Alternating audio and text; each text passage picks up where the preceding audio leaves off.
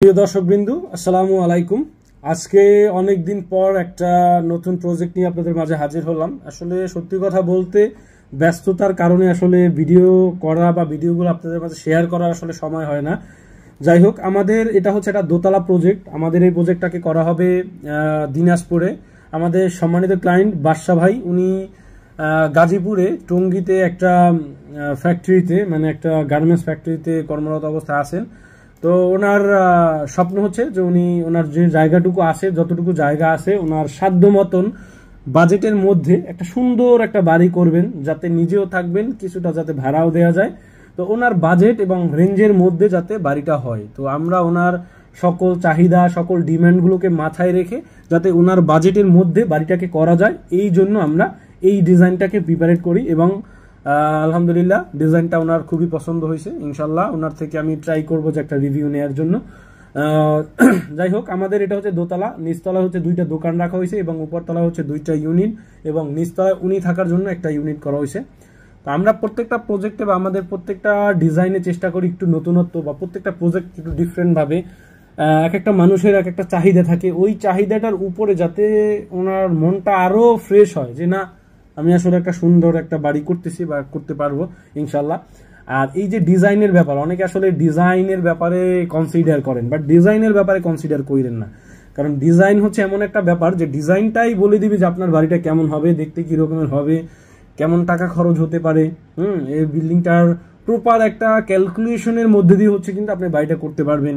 যদি একটা সাশ্রয়ীভাবে, একটা অল্প খরচের মধ্যে, একটা মিনিমাইজ খরচের মধ্যে সর্বোচ্চ বেনিফিটেড বা সর্বোচ্চ কম ব্যয়ে একটা সর্বোচ্চ সুন্দর স্ট্রাকচার নির্মাণ করাই হচ্ছে আমাদের মূলত কাজ। মানে প্রত্যেকটা ইঞ্জিনিয়ারের ভাষাই হচ্ছে এটা হচ্ছে কাজ। আমরা এই জন্য চেষ্টা করি প্রত্যেকটা প্রজেক্টকে যাতে তার বাজেটের মধ্যে রেখে কিভাবে কতটা সুন্দরভাবে করা যায়, এবং উনি আসলে কি চায় চাহিদাগুলো ঠিক রেখে সকল কিছু মাথায় রেখে যাতে হয়। দর্শকবিন্দু, এতক্ষণ দেখলাম আমরা বিল্ডিংটা কিভাবে হবে, এটার 3D ভিউ। এবার আমরা দেখব এই বিল্ডিংটার ফ্লোর প্ল্যান। দর্শকবিন্দু, আমাদের একদিকে 35 ফিট 6 ইঞ্চি এবং আর একদিকে হচ্ছে 40 ফিট জায়গা নেওয়া হয়েছে। এই 35 ফিট 6 ইঞ্চি বাই 40 ফিটের মধ্যে আমাদের প্ল্যানটাকে কিভাবে সাজানো হয়েছে, এই জিনিসটা আমরা একটু দেখব। আমাদের এই জায়গা থেকে হচ্ছে মূলত একটা এন্ট্রি আছে, যেটা হচ্ছে বারান্দা দিয়ে হচ্ছে রুমের ভিতরে প্রবেশ কইরা হচ্ছে একটা মূলত এন্ট্রি। আর এই সিঁড়ির নিচ থেকে হচ্ছে মেইন একটা এন্ট্রি থাকবে, যেটা আমরা আমাদের 3D ভিউতে দেখলাম।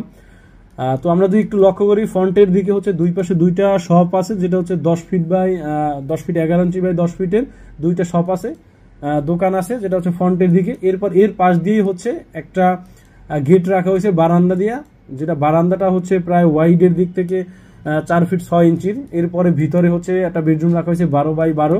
আমরা যদি সিঁড়ির নিচ থেকে ঢুকি, ঢোকার পরই হচ্ছে একটা ডাইনিং কাম ড্রয়িং স্পেস থাকে, ডাইনিং কাম ড্রয়িং স্পেস পাচ্ছি। এর সাথে একটা প্রেয়ার রুম থাকতেছে এই কোনায়। এরপরে মাঝখানে হচ্ছে একটা কিচেন থাকতেছে, কিচেনের পাশে আবার একটা স্টোর রুম থাকতেছে। বেসিক্যালি এটা হচ্ছে আমাদের সম্মানিত ক্লায়েন্ট, উনি হচ্ছে এই ইউনিটটার ভিতরে থাকবেন। এরপরে এই কর্নারে হচ্ছে একটা বেডরুম রাখা হয়েছে, মাস্টার বেডরুম, যেটার সাথে একটা বড় বারান্দা 4 ফিটের এবং একটা অ্যাটাচ টয়লেট আছে। আবার অপোজিটেও সেম একটা টয়লেট এবং আর একটা মানে অ্যাটাচ একটা বেডরুম আছে, অ্যাটাচ সকল কিছু, মানে মাস্টার বেডরুম, যেটা একটা বারান্দায় একটা টয়লেট আছে। এবং এই দুইটা টয়লেটের এই অংশে বড় একটা টয়লেট রাখা আছে, এটা হচ্ছে কমন টয়লেট। তো এই ছিল আমাদের নিচতলাটা, দোতলা বিল্ডিংটা নিচতলা ছিল এই অবস্থায়। এরপরে আমরা যদি আমাদের উপরের ফ্লোরটা দেখি, উপরের ফ্লোরে মূলত এন্ট্রিটা হচ্ছে সিঁড়ির নিচ থেকে। এন্ট্রি করার পরে আমরা হচ্ছে দুই পাশে দুইটা ইউনিট পাবো। আমরা যদি ফ্রন্টের ইউনিটে ঢুকি, ঢোকার পরে একটা ডাইনিং কাম ড্রয়িং স্পেস থাকবে।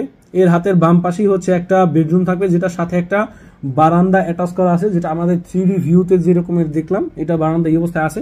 তো আপনারা একটু ব্যাক করে আবার দেখে নেবেন যে কি অবস্থায় আছে। এরপরে এই ডাইনিং এর ড্রয়িং এর স্পেসে ঠিক এই অংশে হচ্ছে একটা কিচেন রাখা হয়েছে, কিচেনের সাথেই একটা বারান্দা রাখা হয়েছে। এই বারান্দাটার বিশেষত্ব হচ্ছে এই বারান্দাটা থেকে আলো বাতাস ডাইনিং ড্রয়িং স্পেসে যাতে পৌঁছায়। এরপরে এই কর্নার দিয়ে হচ্ছে আরো একটা বেডরুম রাখা হয়েছে, যেটা হচ্ছে মাস্টার বেডরুম, যেটার সাথে একটা বারান্দা এবং একটা টয়লেট অ্যাটাচ আছে। এবং এই টয়লেটটার ঠিক পেছনের অংশে আর একটা কমন টয়লেট রাখা হয়েছে। এই ছিল দুইটা বেডরুম ডাইনিং ড্রয়িং স্পেস দিয়ে একটা মোটামুটি সুন্দরভাবে একদম পারিবারিক ভেন্টিলেশন সহকারে সুন্দরভাবে এই ইউনিটটাকে সাজানো হয়েছে।